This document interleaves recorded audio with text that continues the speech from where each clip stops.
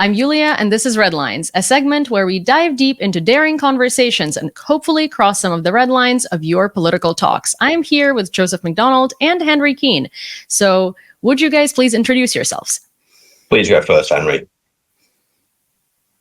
Henry, my name is Henry.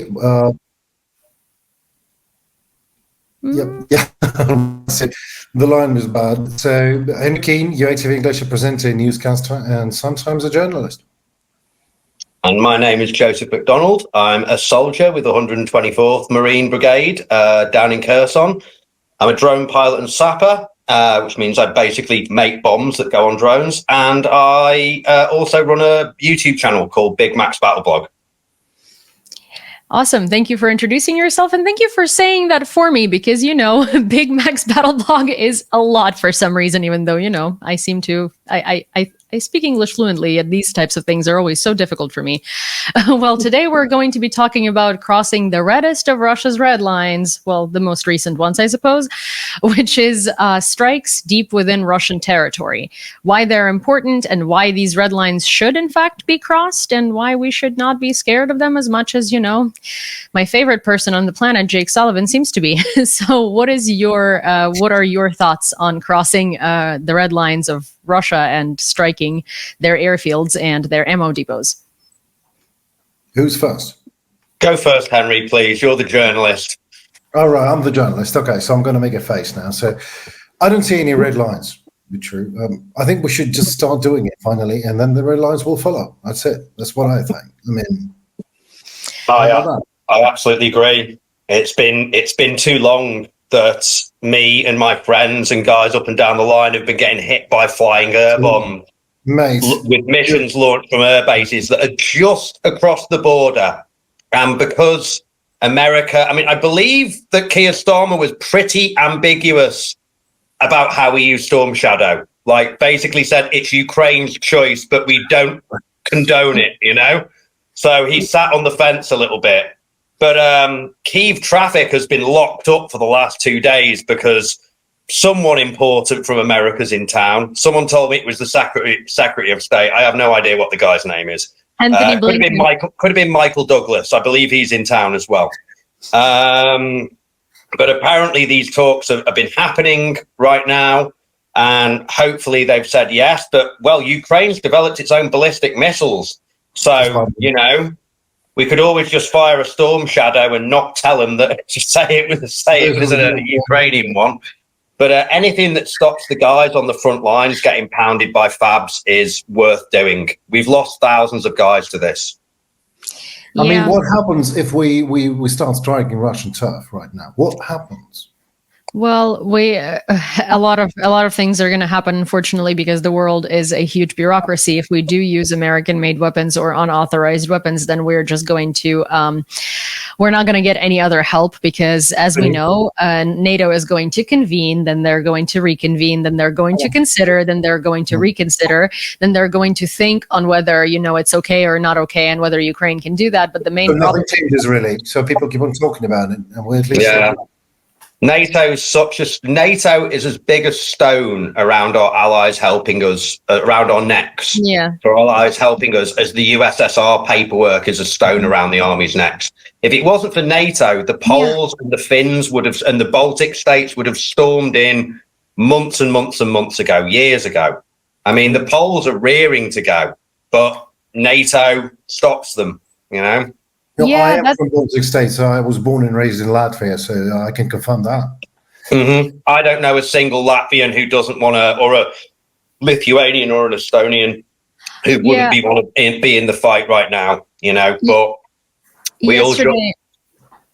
So yesterday I was interviewing Linas Linkevičius, who is a former Minister of Foreign Affairs of Lithuania.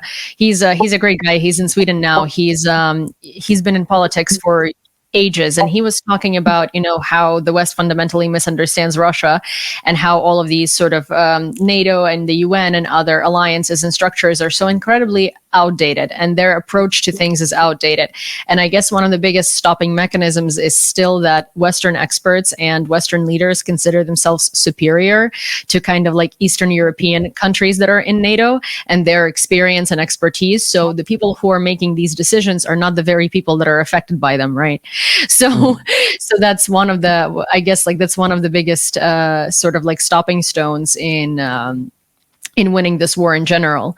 But it does look, I just looked it up actually, and it does look like the rhetoric has changed from, Biden is considering allowing strikes deep into Russia to Biden may be allowing strikes deep into Russia, which of course is which sounds like not a big change, but we all know that with every single piece of equipment and gear that has ever been considered to be allowed in Ukraine, it goes from no, absolute no, to, well, there have been talks, Zelensky is convincing us, to we'll think about it, to we might actually allow it, to yes, we're allowing it. So hopefully we're in that last stage before they allow it. But I would say, ask your mother, basically.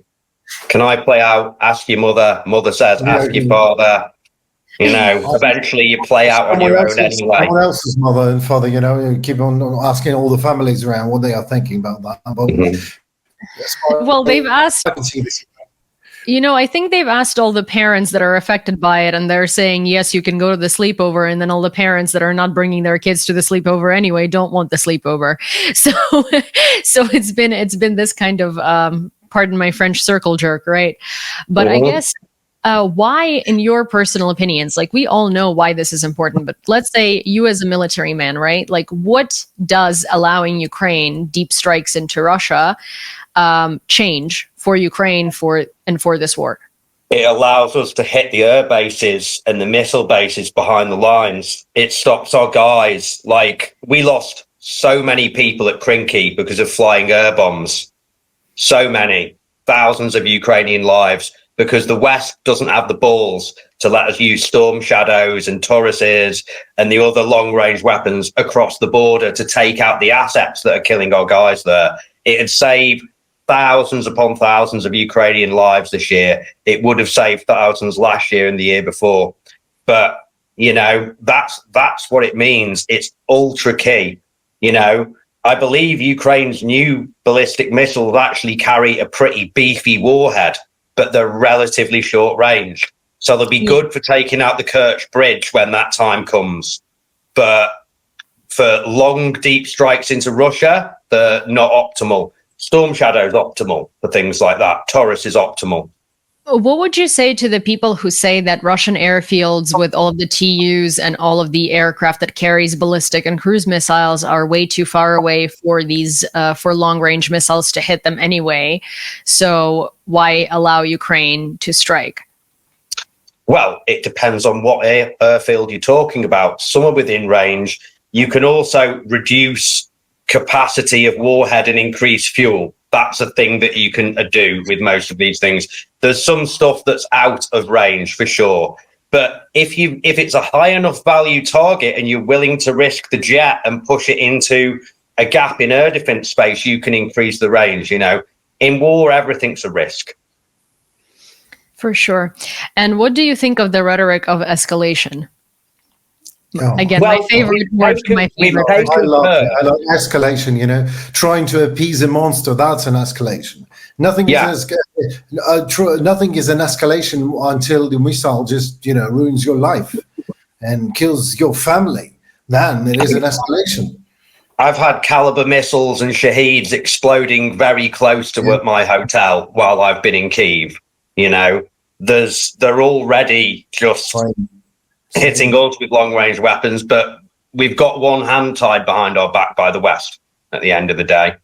Like give a child a bike, but say you can only ride it around the block. Escalation, what is it after all? I don't understand the time. Everyone says, well, no, we don't want any more death. Like, every day Ukrainians are dying on the front line, and civilians and children. Is that an escalation already? Mm-hmm. So I don't have an answer because I don't understand the question. That's it. Yeah, I mean, of Of course, we all know in Ukraine and, in it seems like mostly Eastern European NATO countries, that escalation is the only way to escalate this war is to let Putin think that he can go further. And I think that, NATO acting the way they do is only showing him that he can go further and he can do more because no one's going to answer him and no one's going to do anything about it. That's the strategy and the tactics. This is exactly. I mean, people are dying right now on the actual front line, as we all know that. But until some people are thinking that the war is over when they close their notebook, like just that's it for tonight. I'm tired, and then, yeah. But it's not happening, and it's growing bigger. So again and again and again, escalation is happening while we speak. Mm-hmm. Absolutely. I mean, I think that the politicians and the people from the NGOs who come to Ukraine, and, I've met some good people there, but mostly they swan around in Kyiv, go to nice restaurants and have meeting at hotels. Go to Kherson Hospital and see all the old people and kids that have got hit by indiscriminate shellfire. Go to the military hospital in Odessa and see the hundreds and hundreds of guys who've got traumatic amputations and will never recover. And that's only this month's crop. Go there and see that, Absolutely. Kyiv. Oh, we were in Kyiv and there was a missile attack. Exactly. They get to choose their wine, rosé or wine. So that's the thing. Yeah, I've been in the trenches. I've been just recently filming near the Borovai in Kharkiv and spent the couple of nights right on the front line, testing the vampire drone. So I know what it's like. It's a good bit of kit, the vampire. Oh, yeah, it is a good thing. Baba Yaga, they call them. But I mean, but anyway, I'm a war reporter. No, I was 3 or 4 times on the front line, but this is nothing even close. But this is even nothing even close to what guys are doing every day with what they have. Sometimes people ask, in the West, when I've been in New York, people, why wouldn't you fight according to a NATO doctrine? I say, well, if Jesus, Joseph, Mary, and the wee donkey. We don't have the planes. We don't have the weaponry. Yeah. We don't have time. We don't have people. We don't have FUCK, nothing.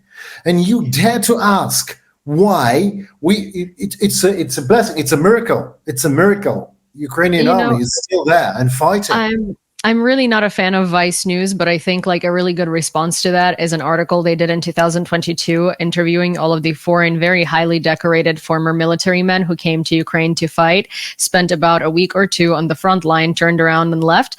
And every one of them said this is not Afghanistan, because fighting to the NATO doctrine means that you get injured 1 to 2 hours later, you're in a hospital that's been built to the highest of technologies with the best doctors the world can see, and you get air evac'd from the battlefield.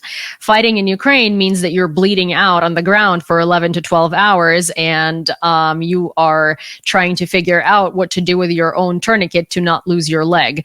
And you have a medic that had just graduated from the medic program yesterday who is trying to help on the front line, who puts his 3rd or 4th tourniquet on your leg while actually it's your hip bleeding. So, it's a very... Your ambulance is a larder. And your ambulance is a larder. Or a fucked up 4x4 if you're lucky. All the military aid that the US has given, all the billions, how much of that has been funneled back into F-16s that's resulted in 5 planes a year late? We would have been better off just buying the Gripens off the Swedes. We really would. Yeah. We would have been better off if the British Air Force had given Ukraine the old Tornadoes. They can carry some very serious weapons. But no, it would be better off if Poland would help us to shoot down Russian missiles at least. At least that. Yeah, to at least offer air coverage of the Lviv region, and this part of Ukraine. If Romania and Poland had worked together on that, but politics, And I made a video the other day because I had my birthday the other day and I got very drunk. Happy belated. Thank you. Thank you. I got very drunk And I woke up in the morning and I went for a walk with my dog, and I went past the flag patch near the Maidan, and I got very emotional. I used to be able to, a lot of my friends' flags are in there. I used to be able to find them easily. I can't anymore. There's just too many flags. And the point I made at the end of that video was, we can still lose this war. And if we do, it won't stop there. It won't stop there.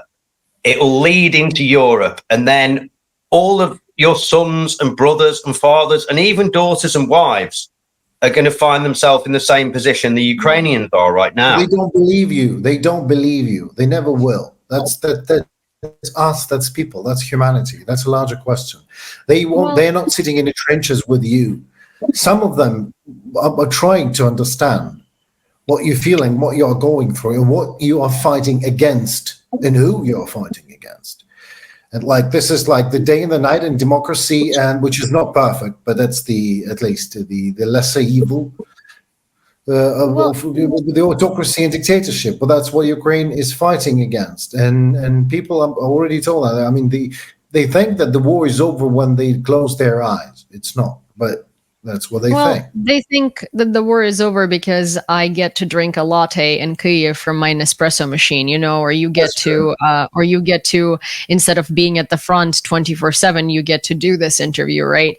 Or because Henry has electricity in his home. Because the image of war that we have been shown, and I always make a distinction here. I forget to separate the we when I talk about we Ukrainians, and I forget to separate the we when I talk about we the Westerners, because you can blame a girl. I lived half of my life in Ukraine and half of my life in the US, and I feel like I can speak for we here and for we there, but we in the West have been painted this image of the war that is kind of like a third world country where everyone is poor and destitute and the resources have been taken away. So refugees show up in your country without clothes. They show up not for an example, maybe not like knowing what the latest iPhone looks like, right? Or not having ever had like a coffee machine or a dishwasher or something.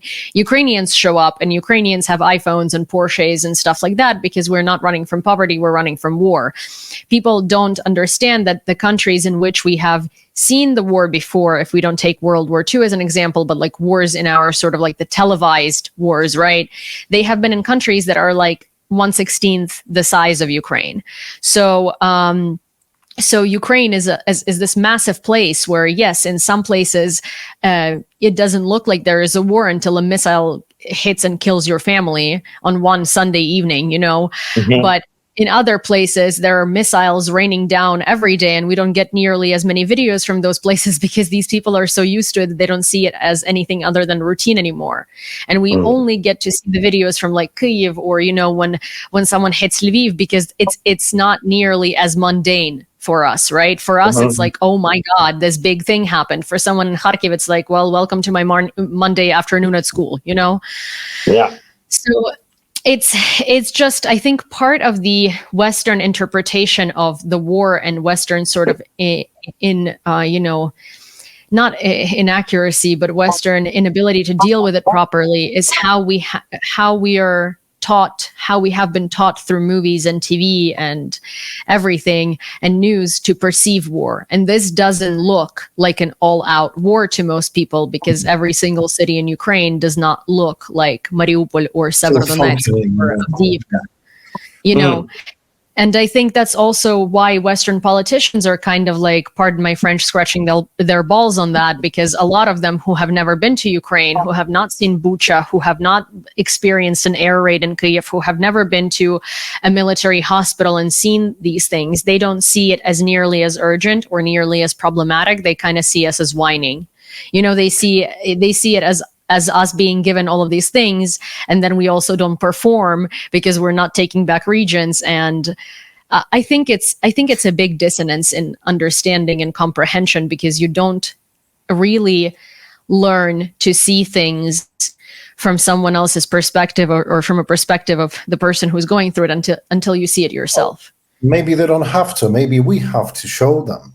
I've been recently interviewing Matthew Sampson. He also is fighting for Ukraine. He's a Marine Scout sniper for the American.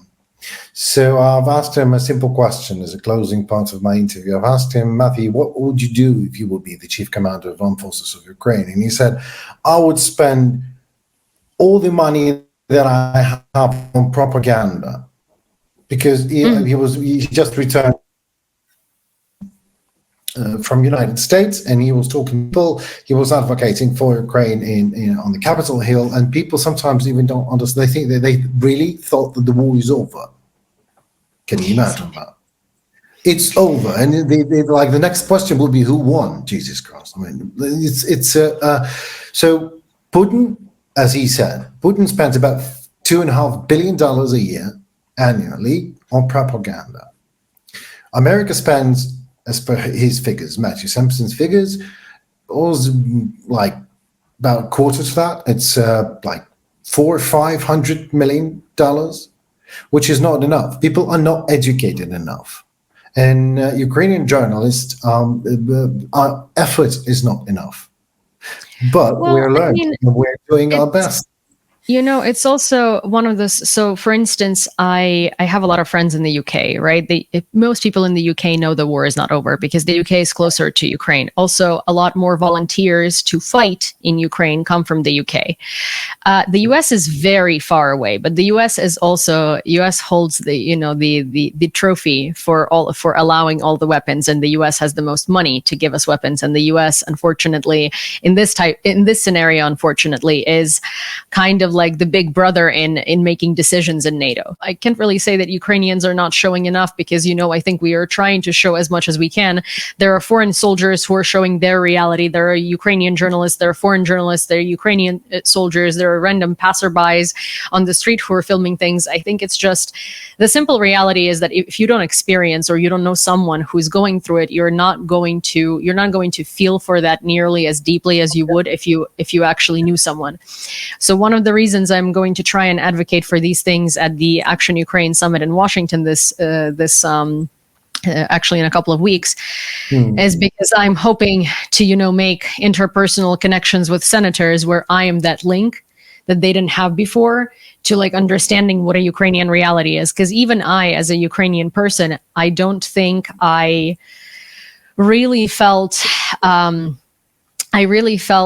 nearly as enraged at certain things until I met someone who became very important to me, who fights on the front line. Because you make these links and you make these connections. I think I also, I went to a hospital in Vinnytsia last year. It's in Lviv, and it's sandwiched in between Superhumans and Unbroken. So no one has heard about this hospital. It's just a military hospital that's very good. And I realized how bad the situation is and how desensitized the nurses are. After not asking me any questions whatsoever, I was there to come as a volunteer, ask the guys what they needed. We ended up getting pillows because they had, pyramids of food that people had brought them before me, but their pillows were awful. But so she brought me into this room, and there was a guy who was missing the entirety of his face. I mean, legitimately, he was so badly mutilated on his face. And I am not I'm the type of person who can see gore, no problem. As in anything that's, out of ordinary, I'm not going to react to it. But so he's going through psychological rehabilitation because obviously one day you wake up and you don't have a face anymore. That is going to hit you a lot psychologically. Imagine if I had walked in there and I was someone who would have a reaction to that. That guy would have been scarred for life just because of my reaction to what he looks like. But what I'm trying to say is that nurse didn't even think of asking me if I would be, if I would have a reaction looking at it, because for her, this has become so okay and so normal, and she sees it so much that she didn't even think that someone else might not have, right? So that's the reality of Ukrainians, and that's the reality of Ukrainian hospitals, and that's the reality of Ukrainian soldiers. And it happens so often that I can only compare that with World War I, Mm-hmm. Yeah. It's the greatest fear for us. If you're dead, your problems are over. Yeah. When I'm working with a cassetta, a cluster munition from the Oregon, if I'm turning that into a drone. If it goes wrong, I won't know about it. And it's my officer's problem then. But when I'm working with the detonator cap, and that's the most sensitive bit, if that goes wrong, I won't have hands or a face anymore. And a lot of soldiers have working agreements with their comrades about what to do in that situation. It's not the regulations, but it's what men make arrangements with the men they work with. But I know a guy who was an American guy who was up in Kupansk area. I won't say what unit he's with. And he was putting a VOG-style bomb, an impact detonated bomb on a drone, and he slipped a bit when he was getting out the trench. No face, no eyes, no hands. And because he's an American, they saved him. Mm-hmm. Should have let the poor bastard go. You know, no one wants to live like that. But you don't always get what you want. We rarely get what you want in war. Yeah, well, I've been hearing... Sorry. Yeah, you are very straightforward in a very, very hard topic. Yes, you are right. No one wants to live like that. But sometimes they save lives that should not be saved. You really should. How can you psychologically rehabilitate someone with no face? I wouldn't. There's no answer to that, you know? Well, there is an answer. You can't. Well, yeah. I mean,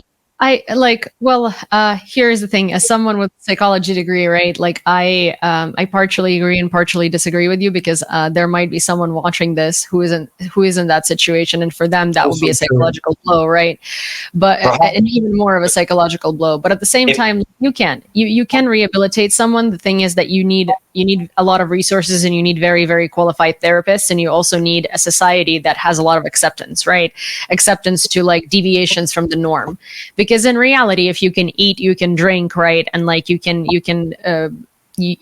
do daily functions, what you look like shouldn't matter. But it's just, it's sort of, I mean, listen, trust me, I understand. But what I'm trying to say is that we are going to have a lot of people with a lot of bodily injuries in this country that we're not used to, that are going to get a lot of like dirty looks and a lot of weird looks and a lot of stares and kids being scared and all of these things. And I think that, you know, one of the things that is a completely separate subject, but I'm very passionate about it. So I think one of the big things that we're also not doing in this country is we're not really investing into trauma rehabilitation education for people around the people with trauma. But that's a topic for another day.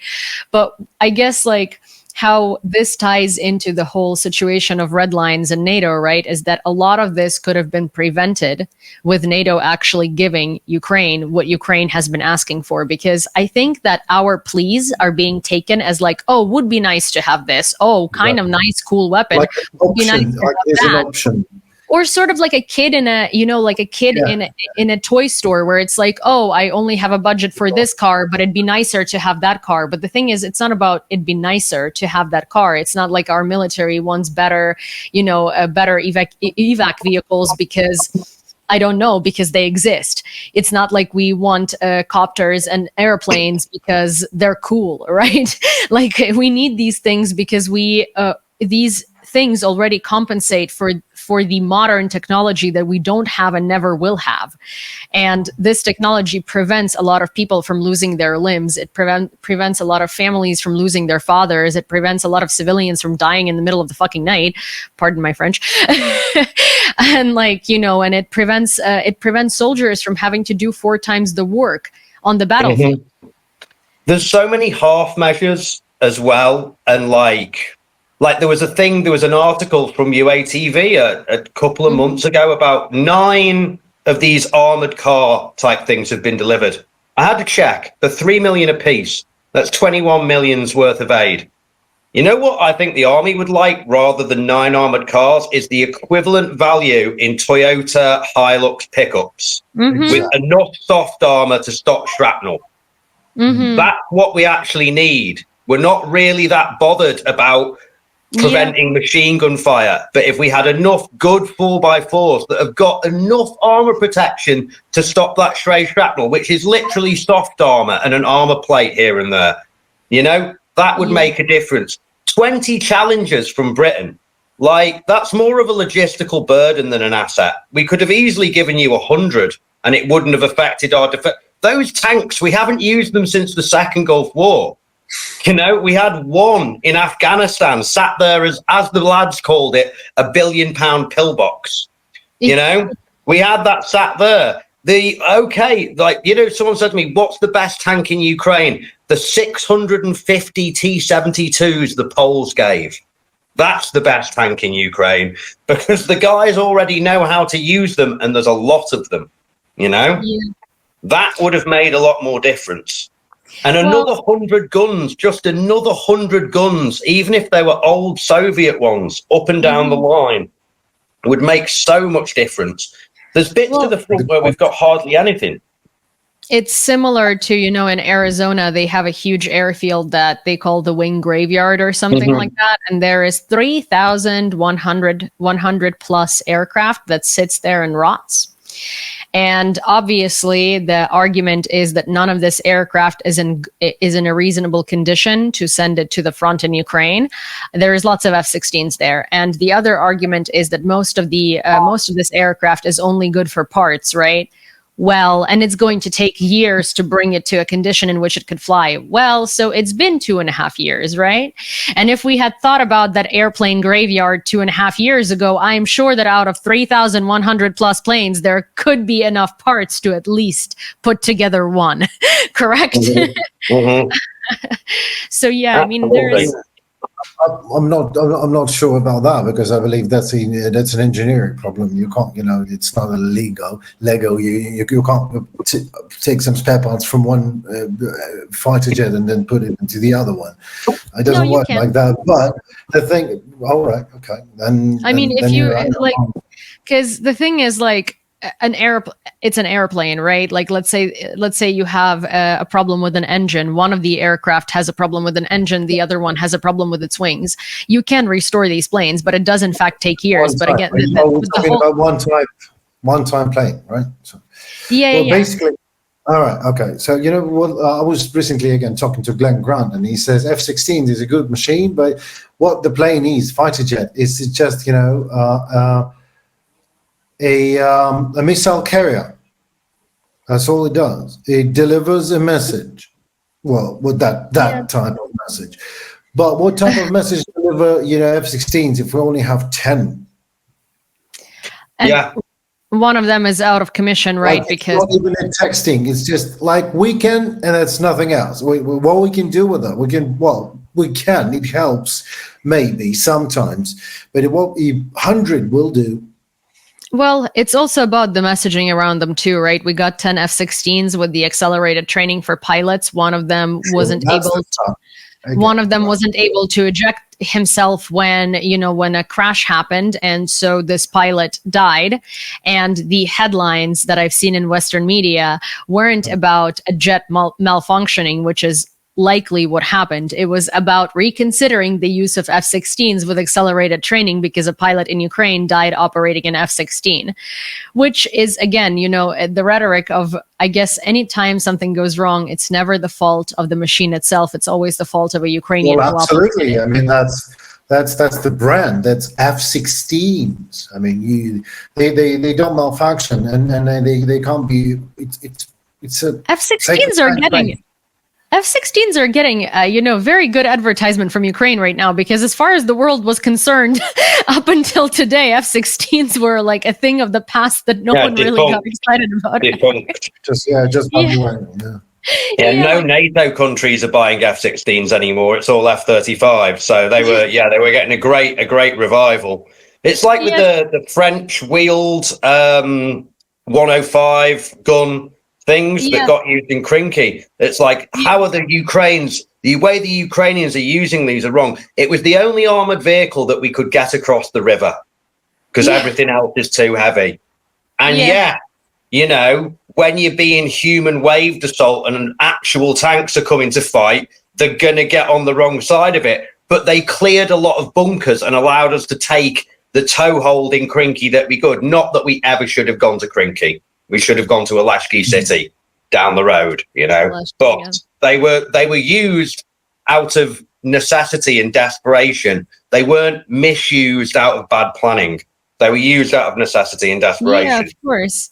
Well, I mean, that's kind of what I was saying, right? Is that the funny thing is that the West talks about this reasonably very outdated Western technology as if it's these beacons of modern technology that Ukraine is like using and doesn't know how to use, and like, oh man, nothing could have gone wrong with an airplane that's 60 years old.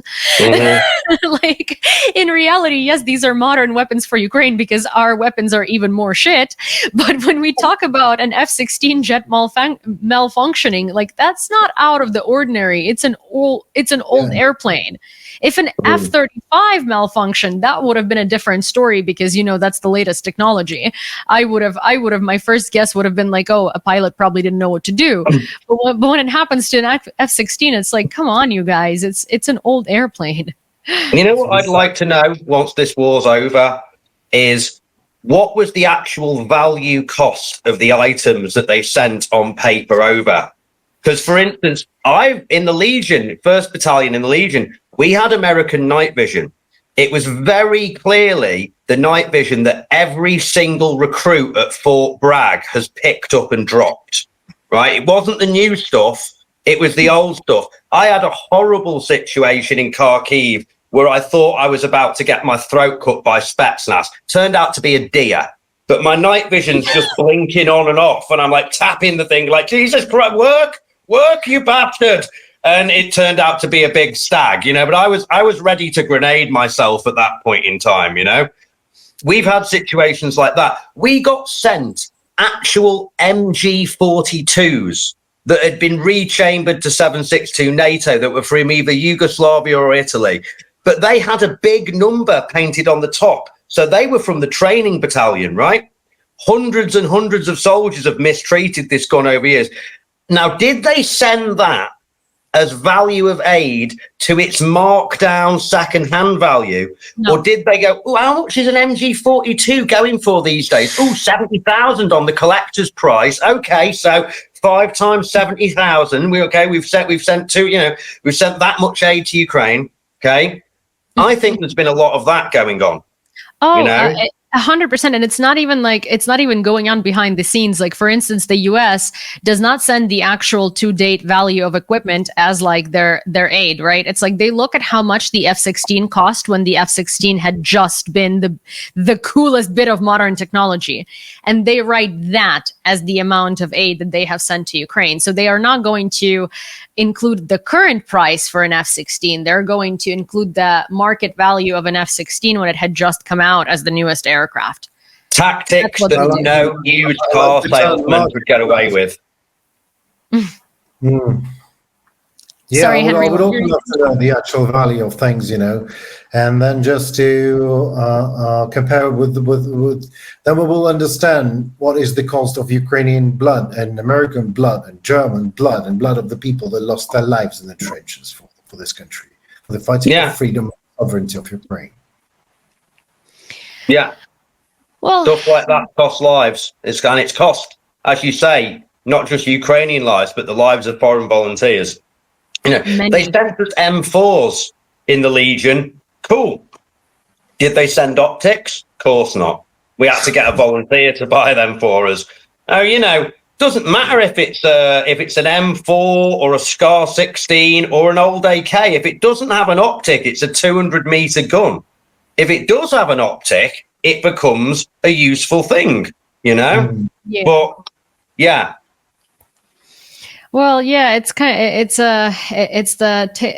a tale as old as time in this country, right? You get gear and then you're missing the parts that actually makes this gear work. And then people are like, why are there so many fundraisers in Ukraine? And it's like, well, because for instance, you get like a sniper rifle and you do not get the target for it.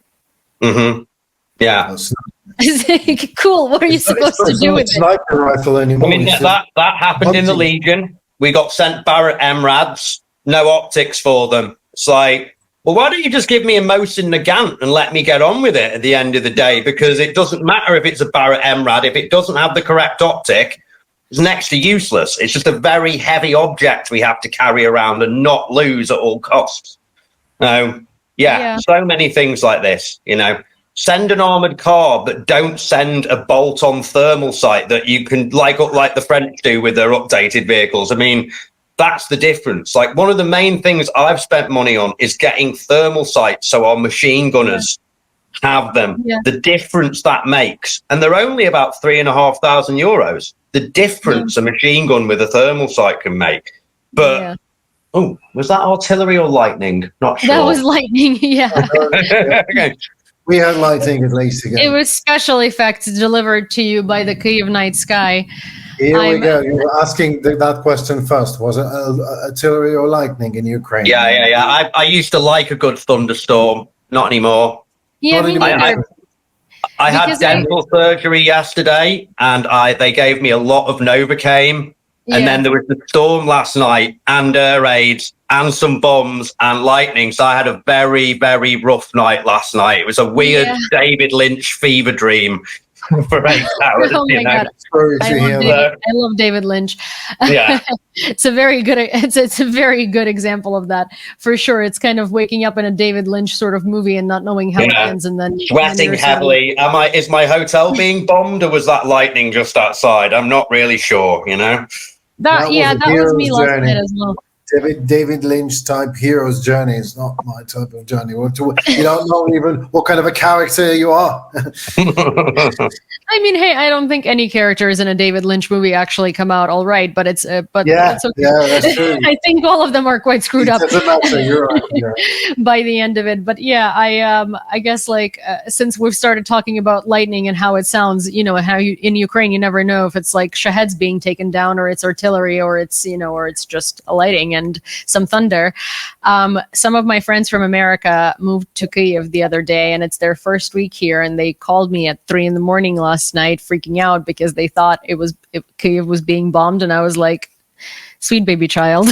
Bless your soul. It's a thunderstorm. You can go back to sleep. Yeah. Well, so I guess this is a good time to summarize our conversation, and I think I will give I'll give the direction to it, and the direction would be sort of the red lines that we're not crossing are certainly creating more and more very, very bad scenarios for Ukraine, and not only in terms of being unable to use weapons or tactics effectively, but all of these red lines and everything that we draw and everything we don't give Ukraine and all the weapons that we're considering, all of the time that we take to do that, Russian partners don't, and they just send Russia more stuff. And let's say if we take 10, 15, 20 days to consider whether Ukraine can strike back into Russia, Russia takes 20 days to get 150 ballistic missiles. So by the time that you allow that strike to Ukraine, after deliberating for half a year or something, you now have to immediately start deliberating something else, because now we have more problems than we did when we first asked you to strike back. And that costs lives and soldiers and everything. Absolutely. I can't agree more. All these red lines in the heads of politicians are becoming red lines painted with blood on the front line. Mm-hmm. Yeah. Not only on the front line. It's as simple as that. It's as simple as that. Yeah, I think our plea to everyone in the West, or the politicians that might stumble upon this video by chance, is that stop deliberating and just let Ukraine strike. Ukraine has shown a very good track record of not abusing the equipment and weapons and the permissions we're given. So I guess it's a good time to start trusting Ukraine in our own judgment of what we should and should not do, because unlike Russia, we have been, taking care of civilian lives on the other side. We have been taking care of soldiers on the other side, which completely separate subject as well. But you've only got to see what people look like after a prisoner exchange to see who's the good guy in that one. Yeah. You've only got to see that. I just love that point. Yeah. I mean, Russian soldiers gain weight and say that the conditions are better than at home. I think if I had a message to the politicians right now, I wouldn't speak to the Americans, because what's going to happen in the election, we don't know yet. But if Trump gets in and does abandon Ukraine, this is still Europe's problem. Yeah. And Europe should grow a pair and stop relying on America before that happens. France and Germany and England and Sweden have got serious defense industries, and they've got the stuff to give Ukraine now. And if you don't give it now, it's only going to cost you 10 or 20 times more later. Britain couldn't handle what would actually happen if we were in a peer-on-peer conflict. I know so many Ukrainian units that have had 60, 80% casualties and consolidated and gone out again and had those casualties again. Britain isn't ready for that. No one in the West is. We think 150 guys dead in 17 years of our involvement of Afghanistan's a tragedy. That's just Tuesday for one brigade sometimes here. So spend a bit more now, or it'll cost you a hell of a lot more later. And your government, your political party in Korea will not be able to handle that when you send a British or French unit in and 40% of them get killed on the first big assault. Because that happens a lot. That's what peer-on-peer war is. Exactly. And I think another point here that supports your point very much is that, you know, I hear very often that without the US, Europe is not going to be able to support Ukraine. No, Europe is going to be able to support itself if Europe goes into wartime economy and wartime thinking, which Europe hasn't done. We have tons of factories. We have a huge industry. We just aren't using it, and we aren't creating more opportunities to produce it. Simple as that. Well, thank you so much, guys, for joining me today. And, you know, I guess schooling some Western politicians on what they should be doing in order to avoid a terrible disaster of their political careers once they will actually have to deal with this in person. If they don't get their, you know, if they don't get their bearings straight. I hope to have you on this channel again. Certainly, I would love to speak to you behind the scenes, because it seems like there is a lot that we can discuss. And thank you so much for both of you giving me an hour of your time today to discuss why, I'm not even saying whether we should strike Russia back, but why it's important and why Europe should grow a pair and the US should grow a pair and stop putting, you know, nails in Ukraine's shoes when we're walking towards victory. Thank you very much for having me, Julia. And nice to meet you, Henry. Thank you for your service, sir. Thank you. This was Red Lines, and I know for certain that we've crossed some very heavy ones of political talk in this conversation, but what are you going to do? You need to speak reality. You can't sugarcoat it anymore. We can't sugarcoat it anymore. And I hope you enjoyed this conversation. And if you did, please don't forget to subscribe to this channel so we can cross some more red lines next week with you. And of course, don't forget to give this video a like, a comment, share it with a friend. I'm watching you. And I will see you next time.